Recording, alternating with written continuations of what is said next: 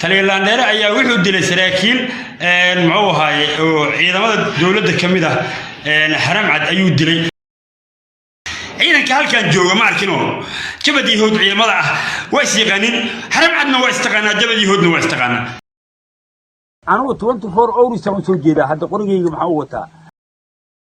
arintaasi dawladda Soomaaliya aad baga soo horjeesatay waxaana ciidamada sida gaarka u tababarana haram cad ay u dirtay xeebta Baayadhaxan fasahanka iyagu tigisanuu tegayo gidiga sultaan maanta marinayno balka maraxan iyo habar gidilay calankaas haddaad gudubto amar la'aan oo aad ka gudubto waxaad ku istaagtay xaniyaheeda waanu ku dilayaa ogow waxa uu sheegay in dadkaasi ay u geeriyoodeen qaab qabiil isla markaana isagaba dad kufadiisa ah sidaan oo kale loo laayay wax diyaana aan la siin sarkaalkii shalay halkan ku dhintayne dee habar gidil muxuu aanu walaalkii dishay muxuu ahaay ceelashay ku dileen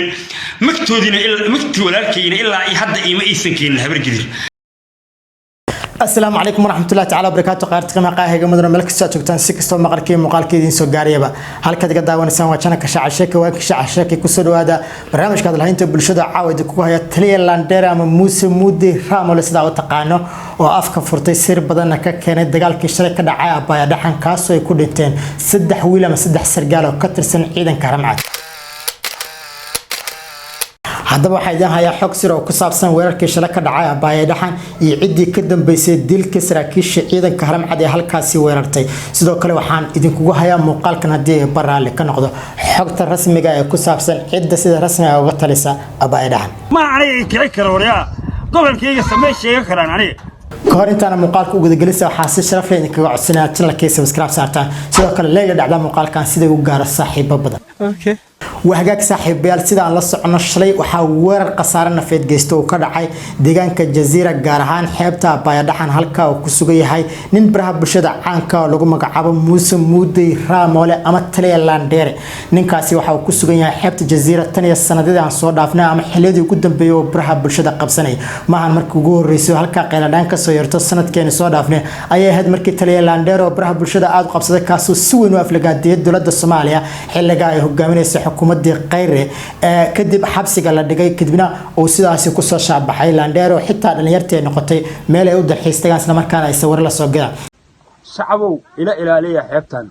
sida aniga aan u ilaalinay aheenka anigu 24 hours aan soo jeedaa hadda qorigeyga maxaa u wataa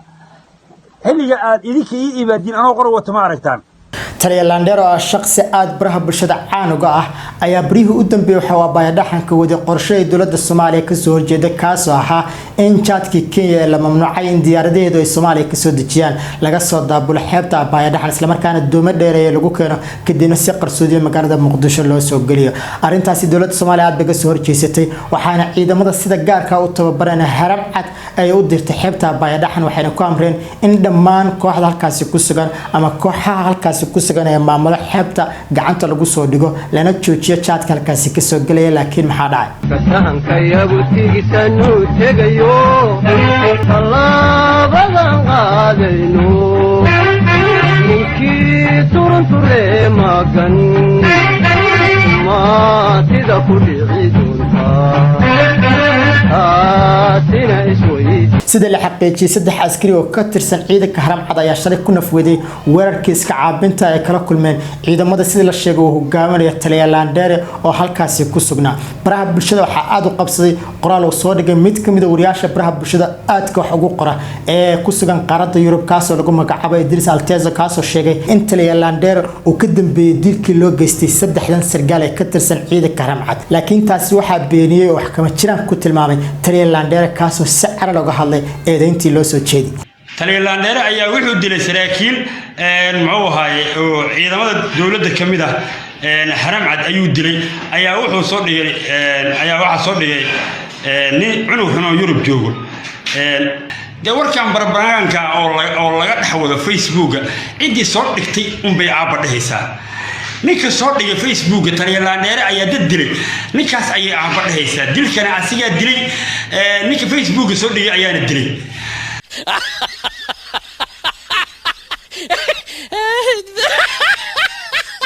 عدين بالغ ربا يمعوها ماشي عن كل سراكيش أوايد حن بانو شري جوجا إلا حدنا أوايد حن بجوجا ماشي عن كل وريو أوضك ماشي عن كل هذا كهرباء نيو النميم لا يدخل الجنة النميم لا يدخل الجنة هذه أنا الجنة ماركيز هل كان أنا كوب السورية استهيا وادي ما نيسا الصومالية ورك هذه الصقر توحن جوابت عن كسينيا مركز صوماليا عجا صدقته inkastoo ciidankii shalay iska caabinta kala kulmay sida la xaqiijiyay ciidan taabacsan Taliyalandere haddana saaka waxaa la sheegay inay dib u wareegeen deegaanka Jazeera guud ahaan Abaya dhaxan dadku waxay isweydiinayaan Taliyalandere xagee uu life ka soo galay sawiro caraysan oo ay soo galeen ciidankii saaka halkaas galay ayaa laga dhahan karay sida ay uga xayeen saraakiishii shalay ku nafweysay halkaas Taliyalandere dhowr jeer oo warbaahinta ku booqatay xaruntaasi waxa uu sheegay inuu si cidna dagaal kula jiro asaga laakiin ay dawladda Soomaaliya isku yihiin dab iyo baaruud mararka qaar waxa la arkay isagoo baraha bulshada ku taageera laakiin inta badan wuxuu si weyn uga soo horjeestaa ama uu ka soo horjeestaa mowqifka dawladda Soomaaliya ay ku hogaaminaysa dalka kaas oo sheegay in ra'iisul wasaarihii la bedelay midka cusub aysan waxba isku doorin khayrihi adeysina oo khayre kana roble ya anigana dibla leedahay dible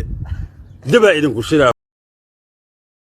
لما يقع سبب تكون كنتي أما نعيب كوكو كنتي إن كان دولة الصومالية هذا قصور جيست لكن والسنة كل بعض وهذا الهنتي سبرها بشدة كسور بدنيسو. عودي كدبا يا shalay saddexdii sargaal ay ku dhimatay xeebta Abaya dhaxan mid kamid ah waxa geeridiisu aad u qabsatay baraha bulshada waxaana ka xumaaday dad badan oo Soomaaliyeed kadib markii sawiradiisa oo dabcan naxariisu ka muuqatay lagu faafiyay baraha bulshada kaas oo galeynta noolay sawiradaas waxa ahaayeen isagoo caawinaya haweeney iyo caruur yar yar kaas oo muujinaya naxariistii ama kaalintii shaqo ninkan ciidanka qaranka Soomaaliyeed waxa okay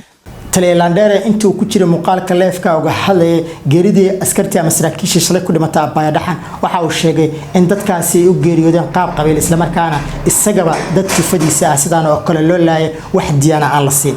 sarkaalkii shalay halkan ku dhintay habar gidir muxuu aanu walaalkii dishay